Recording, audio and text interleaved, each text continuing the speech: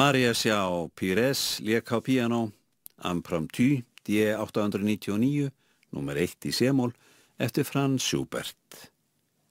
Kvöldsaga næst á dagskrá, Litbrigði jarðarinnar eftir Ólaf Jóhann Sigurðsson, höfundur les 7. og næst síðasta lestur, hljóðritun frá 1967.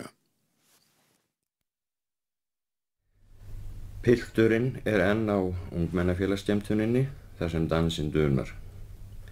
Stundu fyrir miðnætti áræðir hann, eftir mikið hugarvíl, að bjóða Sigrúnu Maríu upp í dans, enda þótt hann kunni ekkert í þeirri íþrótt.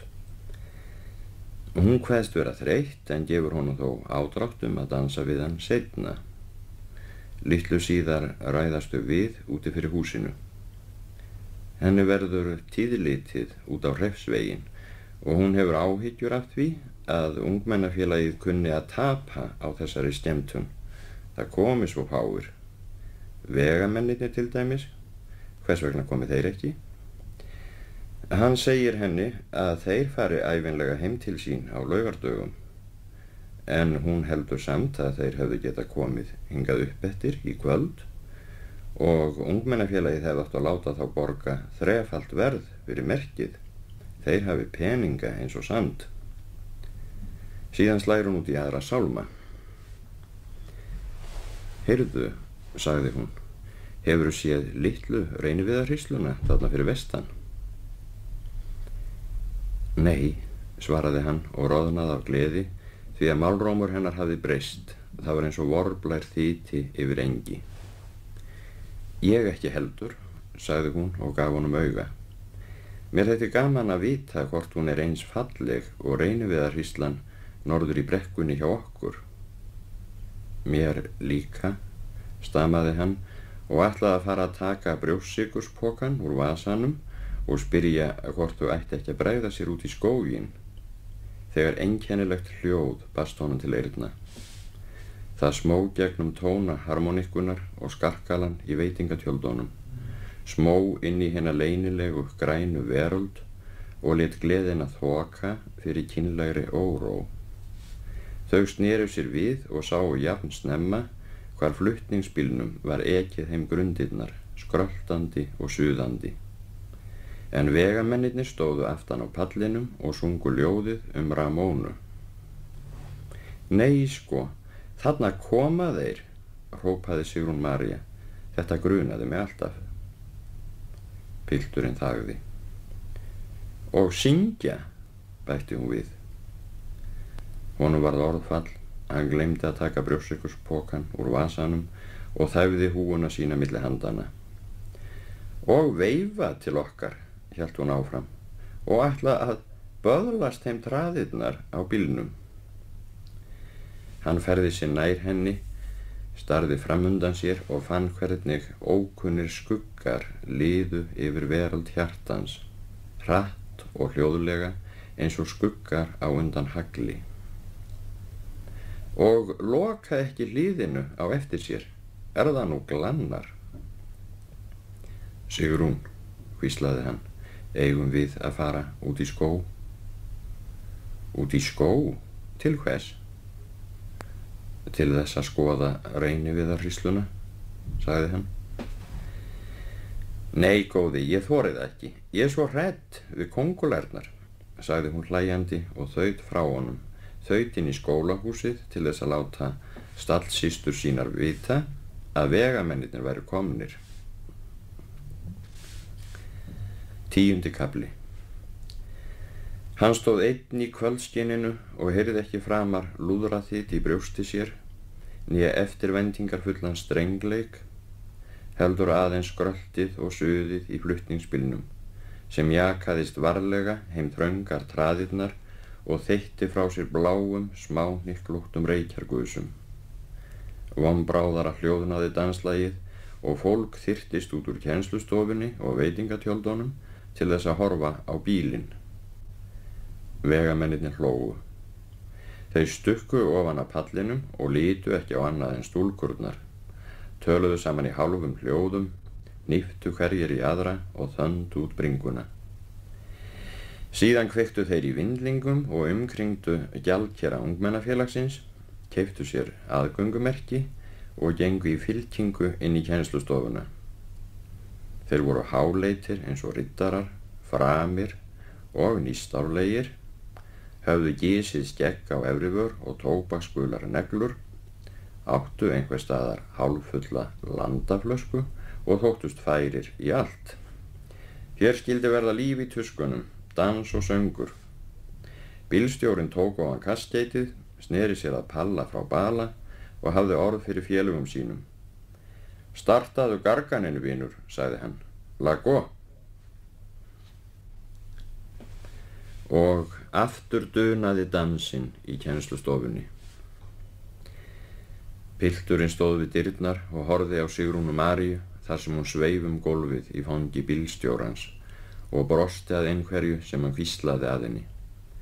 Það logaði grænn eldur í augum henni, ókyrr og flöktandi, eins og þegar túnsljós í ágúst fellur á straumvatn. Hún dansaði öðruvísi en áður, sveigði sér hratt og mjúklega, vaggaðist fimlegar eftir hljóðfallinu og snerist í vængjaða hringi.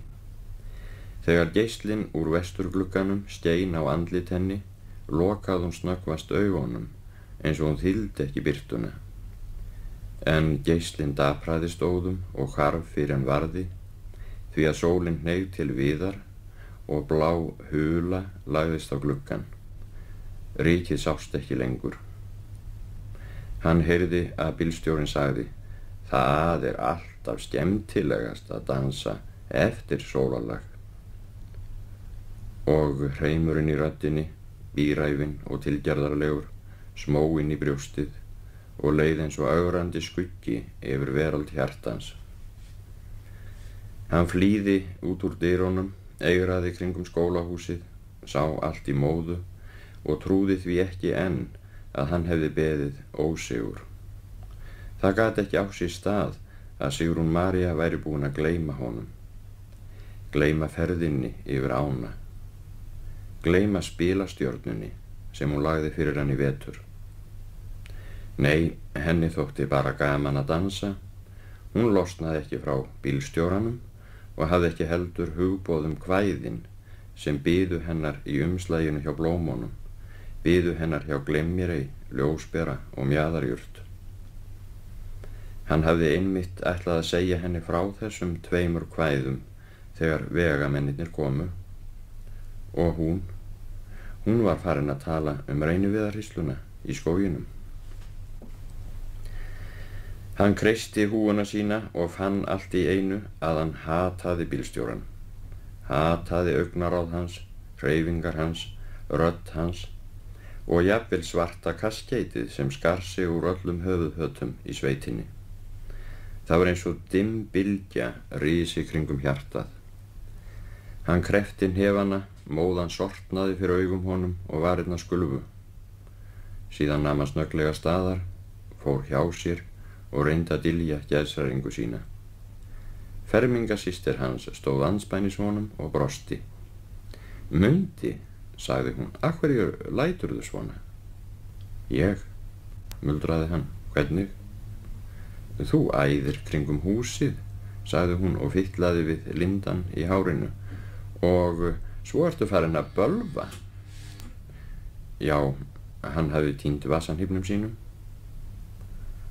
Hvaða vandræði? Var þetta fallegur hnífur? Hann hélt það, tvíblaðaður sjálfstíðingur. Ég skal leita líka, sagði hún og fór að svipast í kringum sig. En pilturinn var þá orðinn úrkula vonarum að hnífurinn fyndist, hann væri týndur og tröllum gefinn, hefði kannski gloprast úr vasanum hjá réttinni eða út í skógi. Það væri tilgangslaust að fárast út af honum lengur. Eigum við að reyna að leita að honum hjá réttinni? Spurði hún og horfði niður fyrir fætur sér. Ég svo fundvís. Það ekki til neins, sagði hann og hraðaði sér frá henni, gekk inn í kennslustofuna og horfði á dansinn eins og áður. Hann hallaðist upp að þilinu og sá að bílstjórinn var enn að hvísla einhverju að Sigrúnu Maríu, þrýsta henni að sér og leggja þykkar varirnar að lokkum hennar, dökkum og bylgjóttum. Og Sigrún María hlustaði. Sigrún María hvíslaði einhverja móti, varð annarleg á svip og rjóð í vöngum.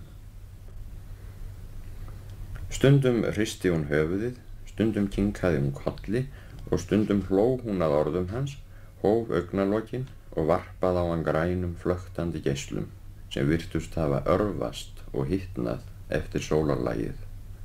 Hún hafði aldrei verið svona falleg. Hann flýði út úr kennslustofunni í annað sinn, reikaði kringum skólahúsið og veitingatjöldin, vissi ekki hvernig tíminn leið og gaf sér loks á tal við nokkra unglingspilta sem höfðu safnast að bílnum. Þeir stóðu fyrir framan hann og reyndu að stafa sig fram úr merkinu. Chevrolet, sögðu þeir hverjir við aðra. Það hlýt að vera góður bíl. Nei, sagði hann.